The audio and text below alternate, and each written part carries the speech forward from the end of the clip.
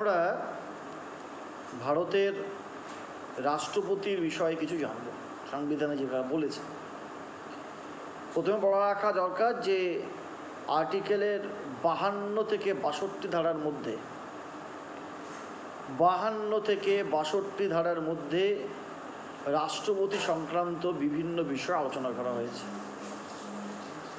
রাষ্ট্রপতি কে? রাষ্ট্রপতি হলো ফার্স্ট সিটিজেন অফ ইন্ডিয়া এবং তিনি পার্ট অফ ইউনিয়ন এক্সিকিউটিভ, যেটা 52 থেকে 78 আলোচনা করা হয়েছে ইউনিয়ন এক্সিকিউটিভদের প্রভিশনগুলো, কিন্তু পার্টিকুলার প্রেসিডেন্টের বিষয়ে আলোচনা করা হয়েছে আর্টিকেল 52 থেকে 62। এখন আমরা এখানে জানব যে প্রেসিডেন্ট, ভারতবর্ষের যে প্রেসিডেন্ট, তিনি কিভাবে নির্বাচিত হন। দেখো, there is no direct election for the president of India. বলতে গেলে লোকসভা, রাজ্যসভার elected member, legislative assemblies of the states, legislative assemblies of the union territories of Delhi and Pondicherry, এরাই কিন্তু রেসপন্সিবল থাকে প্রেসিডেন্টের ইলেকশন। তাহলে আবার বলা হচ্ছে যে ডাইরেক্ট ইলেকশন হয় না প্রেসিডেন্ট নির্বাচন করতে গেলে। লোকসভা, রাজ্যসভার সদস্যদের নিয়ে এবং legislative assemblies of the states আর legislative assemblies of the union territories of Delhi and Pondicherry. এখন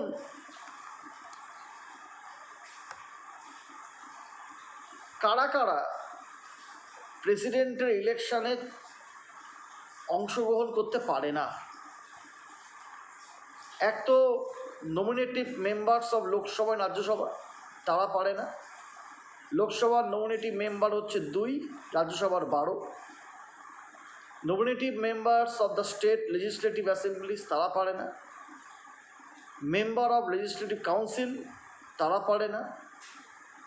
এবং nominated members of the union territories of Delhi and Pondicherry, তারাও পারে না।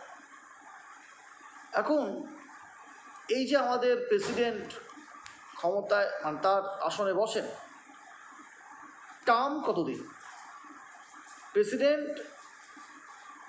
একটা প্রেসিডেন্টের নর্মাল টার্ম হলো 5 ইয়ার্স, কিন্তু তাকে রিএলেক্টেড করা যায়। ইলেকশনের মাধ্যমে তার 5 বছরের বেশি তাকে রাখা যায়। এখন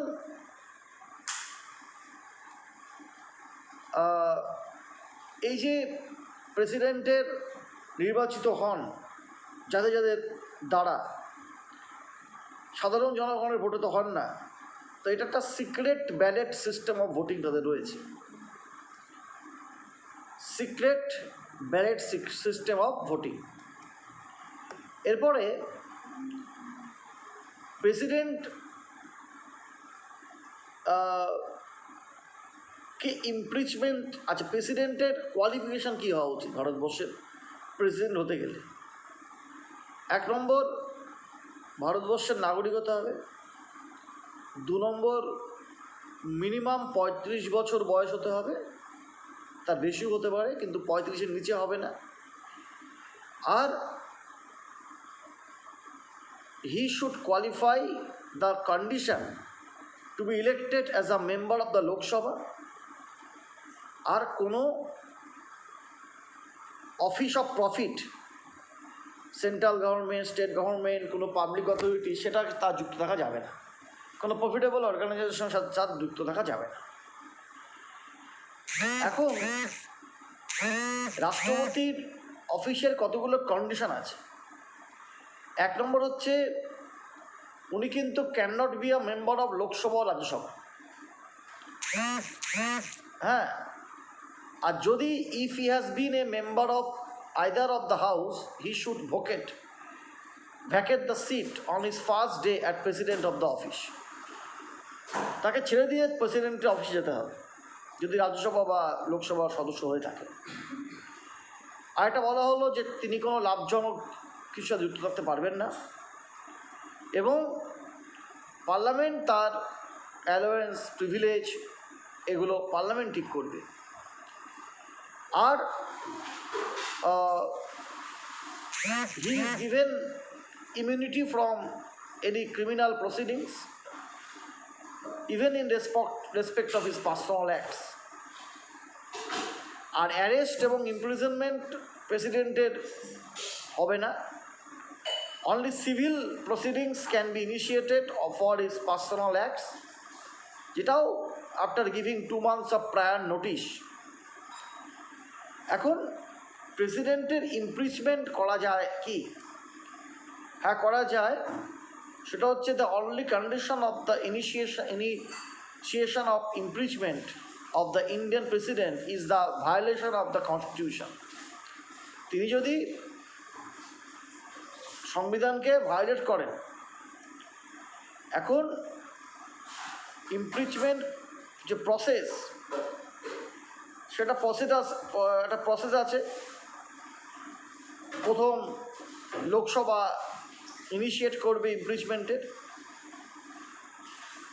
রাজ্যসভা করতে পারে, তারা রেজলিউশন পাস করবে এবং পরবর্তীকালে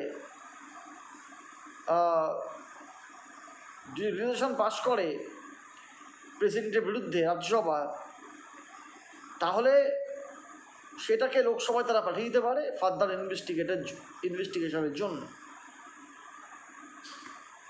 এবং বলছে can the president's office be vacant, খালি হতে পারে কি? হ্যাঁ, যখন president of India completes his term of 5 years তখন ফাঁকা হতে পারে। If the president resigns by putting forward his resignation to the vice president of India, এ প্রসঙ্গে বলে রাখা দরকার যে প্রেসিডেন্ট তার পদত্যাগপত্র ভাইস প্রেসিডেন্টকে দেন আর ভাইস প্রেসিডেন্ট দেন প্রেসিডেন্টকে। আর যদি লোকসভা রাজ্যসভা তার ইমপিচমেন্ট ইনিশিয়েট করে এবং সেটা ভ্যালিড হয় তাহলে হয়। আর if he dies in the office, কর্মরত অবস্থায় মৃত্যু হলে, আর যদি supreme court declares his election invalid, তাহলেও এটা হয়। তখন গিয়ে ভাইস প্রেসিডেন্ট তিনি এই দায়িত্বভার গ্রহণ করেন। এখন প্রশ্ন হচ্ছে, প্রেসিডেন্টের অনেক রকম পাওয়ার আছে। এক তো এক্সিকিউটিভ পাওয়ার আছে। For every executive action that the Indian government takes is to be taken in his name। 2 number, he may not make rules to simplify the transaction of business of the central government। He appoints to the Attorney General of India, মাথায় রাখতে হবে, এবং determines his remuneration। Attorney general of ইন্ডিয়াকে তিনি নির্বাচিত করেন। এছাড়া comptroller, auditor general of India, controller এবং অডিটর জেনারেল অফ ইন্ডিয়া, তাকে সে নির্বাচন করতে পারে ক্যাক। চিফ ইলেকশন কমিশনার করতে পারে election commissioner. Chairman member of the union public service কমিশনকে নিয়োগ করতে পারে। ফিনান্স কমিশন অফ ইন্ডিয়া চেয়ারম্যানকে মেম্বারদেরকে নির্বাচিত করতে পারেন। এবং he seeks administrative information from the union government, তার দেশের বিভিন্ন বিষয়ে সরকারের কাছ থেকে তিনি জবাবদিহি করতে পারেন। He requires PM to submit for consideration of the Council of Ministers any matter on which a decision has been taken by a minister but which has not been considered by the council, সেই বিষয়ে PM কে তিনি বলতে পারেন। এবং National Commission of Scheduled Caste Scheduled Tribe এদের তিনি গঠন করতে পারেন। ইন্টার স্টেট কাউন্সিল গঠন করতে পারেন। অ্যাডমিনিস্ট্রেটরস অফ ইউনিয়ন টেরিটরিজ গঠন করতে পারেন। He can declare any area of a scheduled area and has powers with respect to the administration of scheduled areas and tribal areas. এটা গেল এক্সিকিউটিভ পাওয়ার। আর legislative পাওয়ার কী আছে? এক তো তিনি পার্লামেন্টের he summons parliament and dissolve the Lok Sabha, লোকসভাকে ভেঙে দেওয়ার ক্ষমতা আছে তার। He summons a joint sitting of Lok Sabha Rajya Sabha in case of deadlock. He addresses the Indian Parliament at the commencement of the first session. General ইলেকশনের পরে যে প্রথম সেশনে তিনি অ্যাড্রেস করেন। He appoint speakers, deputy speaker Lok Sabha, chairman, deputy chairman Rajya Sabha. আর he nominates 12 members of Rajya Sabha এবং 2 members of the Lok Sabha. এবং লোকসভা ওটা অ্যাংলো ইন্ডিয়ান কমিউনিটি থেকে তার করতে হয়। He consult the election commission of India on questions of disqualifications of MPs. তিনি ordinance জারি করতে পারেন। এগুলো তার লেজিসলেটিভ পাওয়ার। আর ফিনান্সিয়াল পাওয়ার হচ্ছে কি, মানি বিল তিনি ইন্ট্রোডিউস করতে পারেন, যদিও প্রায় recommendation is must. He causes union budget to be laid before the parliament. To make a demand for grants, his recommendation is prerequisite. Grant করতে গেলে, কিছু পেতে গেলে। Contingency fund of India is under his control. He constitutes the financial commission, finance commission যেটা every 5 years, সেটা তিনি করতে পারেন। আর জুডিশিয়াল পাওয়ার কী আছে? জুডিশিয়াল হচ্ছে চিফ জাস্টিস, সুপ্রিম কোর্ট, হাইকোর্টের নিয়োগ করতে পারেন। অ্যাডভাইস নিতে পারেন সুপ্রিম কোর্ট থেকে। He has a pardoning power. Article 72 মাধ্যমে তাকে বলা হয়েছে যে কোনো পানিশমেন্ট এবং অফেন্সের বিরুদ্ধে তিনি পার্ডন করতে পারেন যদি মনে করেন সেটা, কিন্তু পার্ডন হলে সেটাকে সেটা ভ্যালিড হতে হবে, সেটা ভ্যালিডি থাকতে হবে, এরকম একটা ব্যাপার। আর তিনি সেন্টেন্সকে কমপ্লিটলি অ্যাবজর্ব করতে পারেন। মৃত্যুদণ্ডকে তিনি রদ করতে পারেন একেবারে।